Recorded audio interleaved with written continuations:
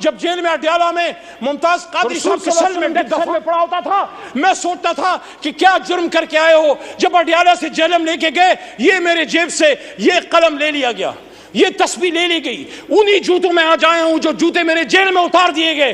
ये वकील का कोट मेरे बदन से उतार दिया गया। क्या मैं मुजरिम था? मैं अपने अल्हम्दुलिल्लाह इस काले कोट पे फख्र करता हूं जो पाकिस्तान बनाने वाले का कोट है। शुक्रिया। कलम की तस्लीम मत करो। पाकिस्तान शुक्रिया, शुक्रिया, शुक्रिया।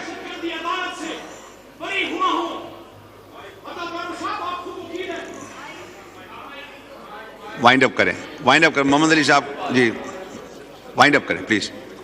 मैं दहशतगर्दी अदालत मर्दान से बरी हुआ। जब मैं अदालत में पेश हुआ, पहले तो 3 MPO था, लेकिन मेरे पे दहशतगर्दी का दफा, आर्मी एक्ट जिसकी सजा मौत है। क्या मैं दहशतगर्द हूं? क्या अली मोहम्मद दहशतगर्द है? मर्दान ने तो पाकिस्तान बनाया है, मर्दान के बेटे को दहशतगर्द बना के पेश किया। मैं उन जज साहबान अदालत को सलाम पेश करता हूं जो किसी प्रेशर में नहीं आए, और हाई कोर्ट पेशावर के हुक्म पे मैं फिर रिलीज हुआ। तो मैं DGI SPR साहब से पूछना चाहता हूं, वरना यही होता रहेगा। तकरीबन 2 साल के गैप के बाद कोई सियासी बात यहां करूंगा। इस तरफ के दोस्तों से दरख्वास्त है कि मैं हमेशा एहतराम का दामन नहीं छोड़ता, लेकिन अगर मेरी कोई बात आपको सख्त लगे तो उसका जवाब दलील से दीजिएगा। मैं बैठा हूं, अगर ज़रूरत हुई, वैसे ज़रूरत मैं महसूस नहीं करता, लेकिन मैं रिस्पॉन्ड कर दूंगा। दरख्वास्त होगी, मेरी बात पाकिस्तान के मफाद में मैं करना चाहता हूं। मैं सिर्फ बतौर पाकिस्तान तहरीक इंसाफ के MNA के तौर पर नहीं, इस मुअज़्ज़ज़ ऐवान के एक मेंबर और 25 करोड़ अवाम के एक नुमाइंदे के तौर पर एक बात करना चाहता हूं। अल्लाहुम्मा सल्लि व सल्लिम मुबारक अला सय्यिदिना मोहम्मद व अला आलि मोहम्मद। कहता हूं वही बात, समझता हूं जिसे हक, मैं ज़हर हलाहल को कभी कह न सका कंद। अपने भी खफा मुझसे हैं, बेगानी भी ना खुश। कहता हूं वही बात, समझता हूं जिसे हक। मेरे दोस्तों और मेरे भाइयों, आज से 2 साल पहले 9 अप्रैल की रात, जब आप मेरे बहुत से बहन भाई जो वहां बैठे हैं, आप यहां विराजमान थे और मैं हुकूमती बेंचेस पे पीछे शेख साहब की यहां मैं बैठा हुआ था, जो मेरी कुर्सी थी, और मेरे सामने मेरे लीडर की कुर्सी खाली थी।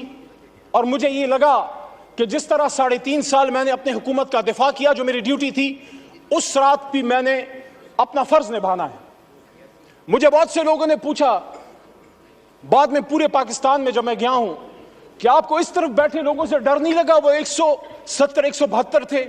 मैंने कहा नहीं, सियासी इख्तिलाफ था, लेकिन वो मैं उनको अपना जाती दुश्मन नहीं समझता था। तो आज जो मैं ये बात करना चाह रहा हूं वो ये है कि जब पिछले 2 साल की तरफ मैं मुड़ के देखता हूं तो मुझे वही कहानी, खुर्शीद शाह साहब आपकी भी तवज्जो चाहिए, आप मेरे कायदे हिज़्ब इख्तिलाफ रहे हैं, तो मुझे वही कहानी रेप्लिकेट होती नजर आती है जो आज से 50 साल पहले इस ऐवान के एक मुंतखब कायदे ऐवान को जब फांसी के तख्तेदार पे लटकाया गया। पाकिस्तान तो नहीं बदला, फर्क सिर्फ यह है कि कभी हथकड़ी डाल के नवाज शरीफ की तरह जहाज में बैठा के मुल्क से दरबदर कर दो, कभी बेनजीर भुट्टो की तरह, शहीद की तरह। बाप फांसी पे चढ़ चुका है, बेटी को पाकिस्तान में रहने की इजाजत नहीं, मां समेत उसको मुल्क से दरबदर कर दिया गया, जो वो पता नहीं 17, 18 या 20 साल की होगी, मुझे नहीं पता, but she was young and unmarried at that time.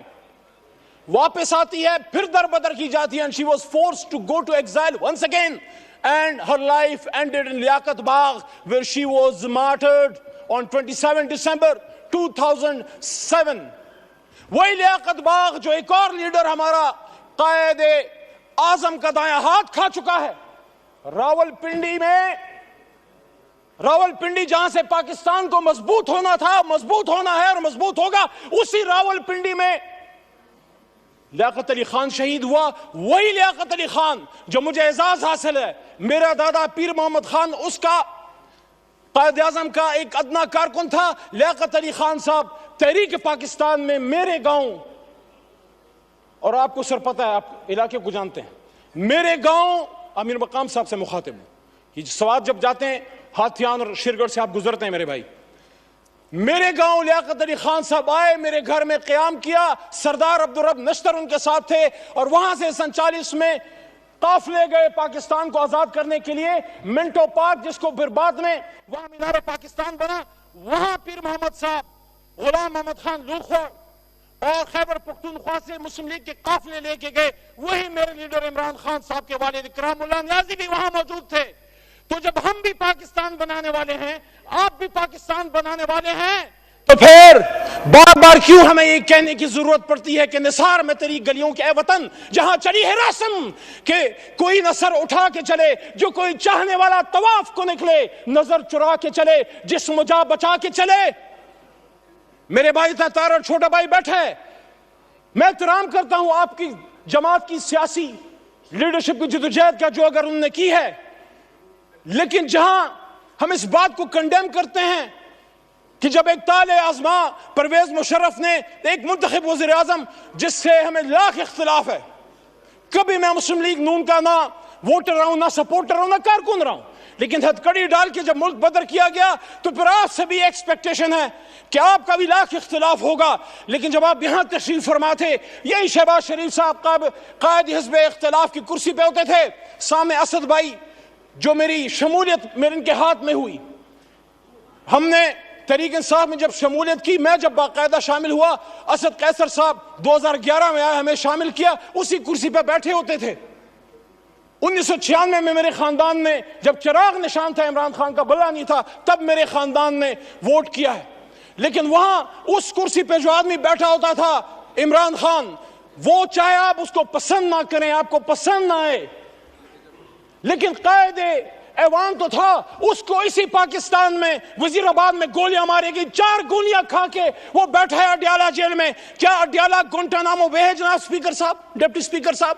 वहां पाकिस्तान का आईन नाफिज अमल नहीं। आज भी हम अपने लीडर से नहीं मिल सकते।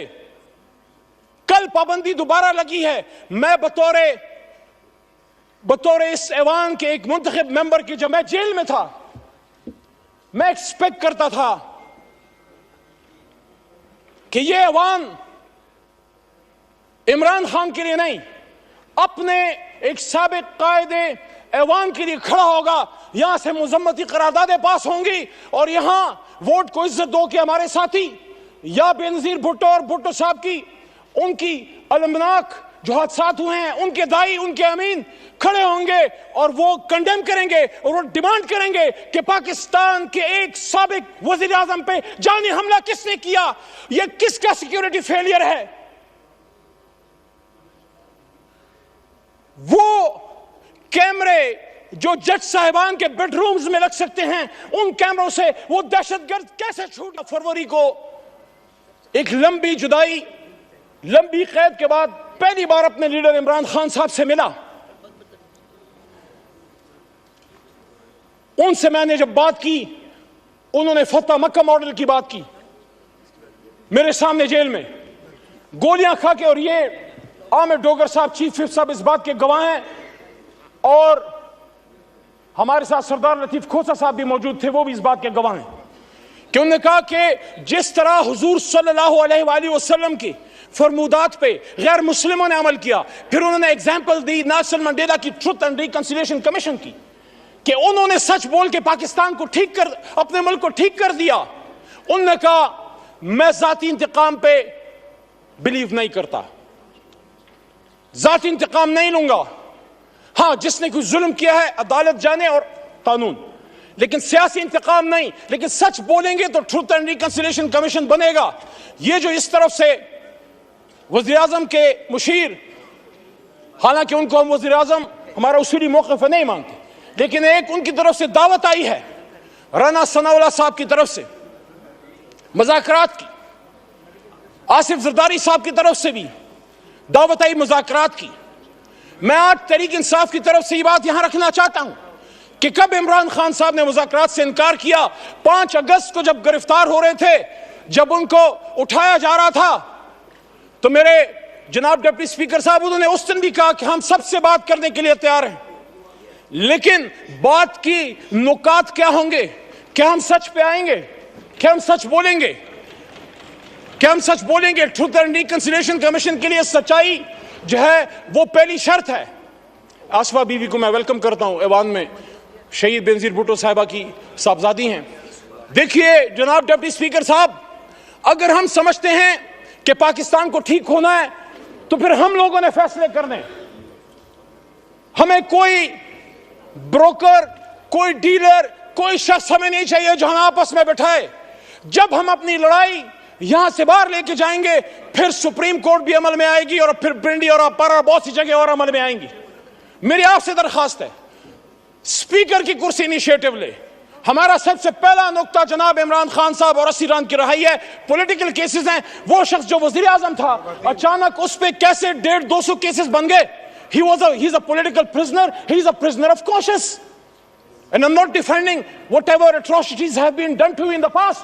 अगर हम उस पे जाएंगे तो फिर बात हल नहीं होगी। यहाँ इजाजुल हक साहब भी मौजूद हैं, उनसे एहतराम का रिश्ता है, लेकिन जो हुआ माजी में वो ठीक तो नहीं था। अगर हम यहां अपने कर्बनाक और दर्दनाक माजी पे शर्मिंदा नहीं होंगे, सच नहीं बोलेंगे, मुल्क नहीं जाएगा आगे।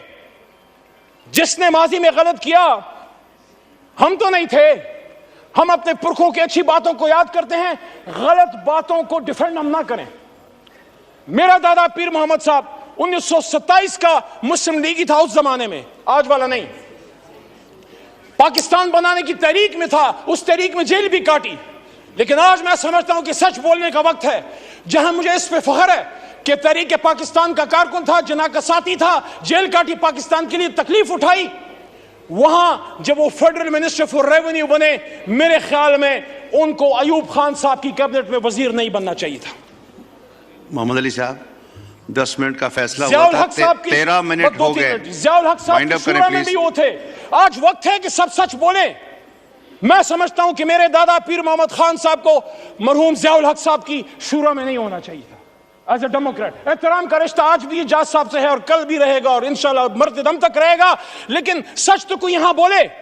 मैं जिस तरह पशेमानी का इजहार कर रहा हूं कि मेरा दादा ही वो पाकिस्तान बनाने की तरीक का सिपाही था, रेवोल्यूशनरी था, लेकिन एक गलती उनसे हुई। मैं एक्सपेक्ट करता हूं कि मेरा छोटा भाई है बिलावल साहब, चेयरमैन है तहरीक पीपल्स पार्टी का, उनके खानदान ने कीमत चुकाई है, लेकिन उनके दादा भी फॉरेन मिनिस्टर थे, जुल्फिकार अली भुट्टो साहब अयूब खान साहब के साथ।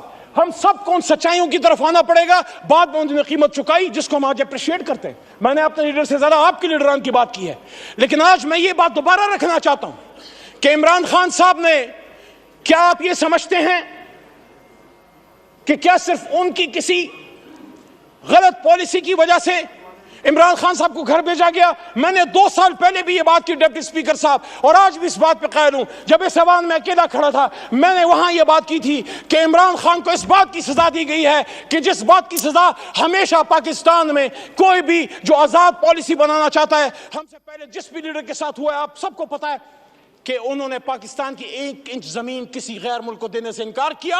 और जब यहां 2 OIC कॉन्फ्रेंसें की और जब मुस्लिम ब्लॉक की बात की, उम्मत मुस्लिमा को इकट्ठे करने की बात की, तो यहीं पे बिलावल साहब मौजूद थे। वहां से मैंने उनको बात की कि बिलावल साहब, आपके नाना ने भी मुस्लिम उम्मा को इकट्ठा किया, मेरे लिए 2 बार इकट्ठा किया। शुक्रिया,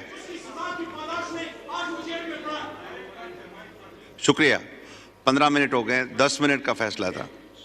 माइक खोले मोहम्मद अली साहब, वाइंड अप करें। तो उस जुर्म की पादाश में आज इमरान खान साहब जेल में पड़े हुए हैं। ये दाग दाग उजाला, ये शब गजीदा सहर, ये वो सहर तो नहीं जिसका इंतजार था, ये वो सहर तो नहीं।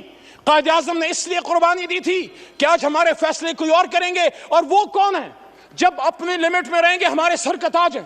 हमें जितना दुख इमरान खान साहब के बदन पे गोलियां लगने का या बेनजीर साहिबा के शहीद होने का है, उतना ही दुख हमें जनरल सरफराज की शहादत का है, और उतना ही दुख हमें साने बावल जब जेल में अडयाला में मुमताज कादरी साहब के सेल में पड़ा होता था। मैं सोचता था कि क्या जुर्म करके आए हो। जब अडयाला से जेलम लेके गए, ये मेरे जेब से ये कलम ले लिया गया, ये तस्वीर ले ली गई। उन्हीं जूतों में आज आया हूं जो जूते मेरे जेल में उतार दिए गए। ये वकील का कोट मेरे बदन से उतार दिया गया। क्या मैं मुजरिम था? मैं अपने अल्हम्दुलिल्लाह इस काले कोट पे फख्र करता हूं जो पाकिस्तान बनाने वाले का कोट है। शुक्रिया। कलम की तस्लीम मत करो। पाकिस्तान, शुक्रिया, शुक्रिया, शुक्रिया,